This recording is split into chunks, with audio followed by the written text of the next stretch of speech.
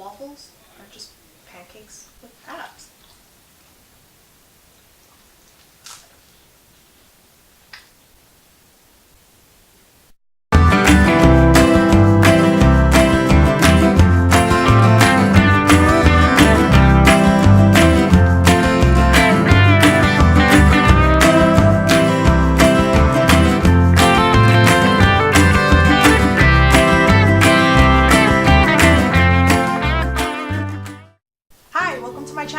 If you've never seen my videos, my name is Tiffany. I'm 27, Taiwanese-American, and I'm asexual. If you don't know what that means, it's someone who's not interested in or desire any sexual activities. So no sexual attraction. Not to be confused with celibacy, the willful decision to not... Not to be confused with celibacy, the willful decision to not act on sexual feelings. This month, I'll be traveling to Bursa, Turkey. It's much different than any place I've been to before. It's full of friendly faces, rich in culture, and has lots of beautiful architecture waiting to be explored. And of course the food! When it comes to traveling, it's rewarding to learn of a new place and to see life in someone else's eyes. However, it is important to be on our best behavior, to be respectful, but still be able to enjoy ourselves without upsetting the balance of nature and the people living there. To experience a place from home, but keeping in mind that it's home to someone else.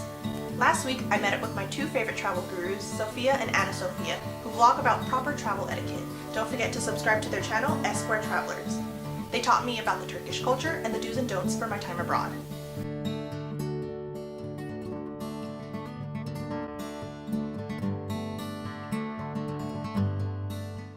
Our destination this month is Bursa, Turkey. Hi, thanks for joining me today. Hi, thanks for having us. We're really big fans of your vlog. Thank you. Yes.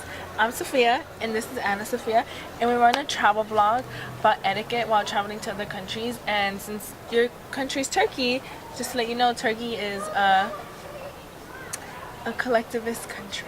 Yeah. Okay. And what's a collectivist country? A collectivist country is a country or society that tends to put more value on we than I. So in Turkey, they take more into consideration groups, families, and organizations. Here in the United States, however, we are an individualistic country, meaning that we put more emphasis on I than we. Always keep that in mind. Okay. And with Turkey being a collectivistic society, are there any things that I should keep in mind while I'm there? Yeah, definitely. I'm glad you asked. In Turkey, it's not very uncommon for strangers to invite you into their home for dinner, or in your case, breakfast, as a sense of gratitude or appraisal for taking interest in their country. So if that does happen to you, make sure that you just go into it with an open mind and you're not scared or anything. It's actually really friendly. Yeah.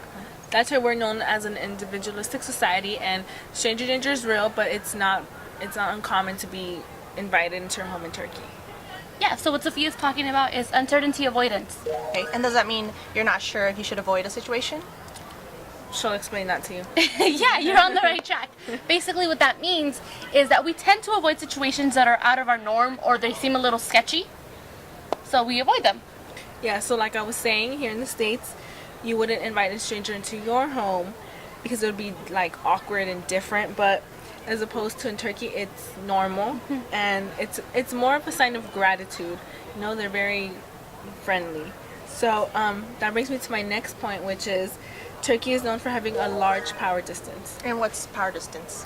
A power distance is characterized by three things.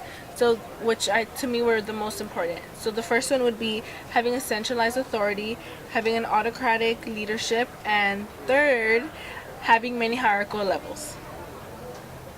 Yeah, so for example, in Turkey, in the household, the decisions tend to be made by the elder men or the people who are most like in the family. And no one questions them, no one asks them to repeat themselves or anything like that. Even though Turkey is a collectivist country, they do value the opinion of the elders a lot more, and men. So then this also ties in with Hofstede's point about masculinity versus femininity. Oh, so in relation with feminism and...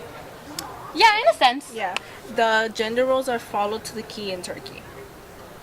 So men work and supply for the family, and women, they're primary caretakers in the household? Yeah, definitely. Just like here however, like here in the United States, a lot of people are starting to break out of the gender roles, which is great. With that in mind, is there anything specific on what I should wear, how I should pack? Yeah. Before that, I think it's important to know that Turkey does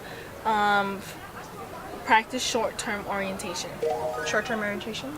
It's just basically means that Turkey follows or practices their traditions. Yeah, so for example, if you are just staying in Bursa, you can practically wear whatever you want. But if you're going to the rural areas of Turkey or into a mosque, it's really important to dress modestly. It's more respectful. Okay, and what's a mosque? It's a place of worship for Muslims, and they're extremely beautiful, and we really encourage you to go and see one and check it out. Is there anything I should know before entering a mosque? Yes, definitely. So when you are going to the mosque, it's really important to stay quiet since people are praying. And if someone is praying, make sure you don't walk in front of them. It's rude. If you are going to take pictures, because like we mentioned, they're incredibly beautiful, make sure the flash is off and the shutter sound is off as well. Dress modestly and be prepared to take off your shoes. All right. Is there anything else I should know? I think just a general for anyone who is traveling is to look up, general phrases and gestures. So when you travel, you won't look awkward and feel out of place, because obviously not everyone you know speaks your language. So just to keep that in mind. Awesome. Well, thanks for joining me today. Thanks for sharing all this having information. Thanks for having us. Good luck on your trip. Thank you. We can't wait for your new blog. Just kidding. Well, there you have it. After talking with Sofia and Anna Sofia, I feel like I'm ready to go on my trip to Bursa, Turkey. If you have any questions or comments, or if you're from Turkey and have recommendations for the best breakfast joints in town, comment below. Be sure to follow me on Twitter, Instagram, and Snapchat, Breakfast with Tip, to stay updated with my trip. And don't forget to subscribe.